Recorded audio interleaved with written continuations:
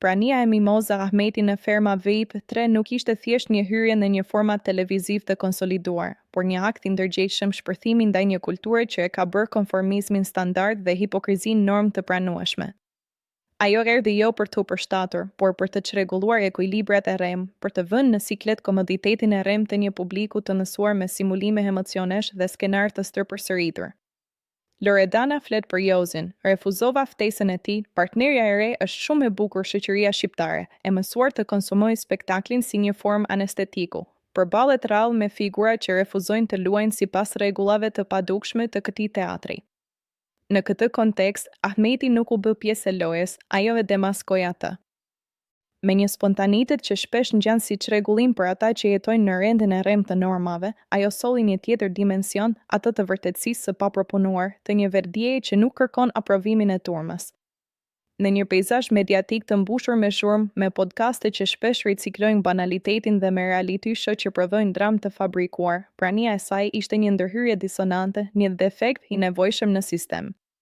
Ajo nuk prodhoi spektakël në kuptimin klasik, ajo është veshja atë nga artifici. Pikërisht këtu qëndron edhe rebelimi i saj, në refuzimin për të performuar sipas pritshmërive. Hyrja e saj në spektakël përballja me pyetjen nëse gjithçka ishte reale apo e inskenuar, dhe më pas tërheqja e menjëhershme drejt vetes, akti i shtrirjes në krevat për të filtruar mendimet. Ishte një moment që sfidoi vetë strukturën e këtij formati.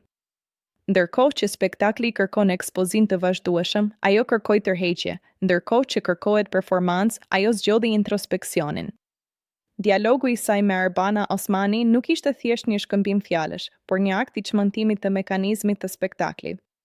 Pyetjet e saj për kohëzgjatjen, për ritmin, për vetë natyrën e asaj që po ndodhte, ishin në thelb pyetje që publiku rrallë guxon t'i artikulojë, por shpesh i mendon.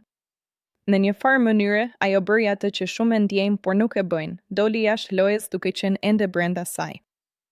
Ky është paradoksi që e bën Mimoza Ahmetin të pasvendësueshme në këtë kontekst, ajo nuk është thjesht pjesëmarrëse, por një akt kritik në lëvizje. Në ndrejtimin e Holta Dulaku dhe me prezantimin e Arbana Osmani, spektakli synonte të sillte një energji të re, një rivalitet më të fortë në tregun e reality show-ve. Por, në mënyrë paradoksale, gjithçka u përqendrua në një figurë që refuzoi të bëhej pjesë e këtij rivaliteti sipas rregullave të tij.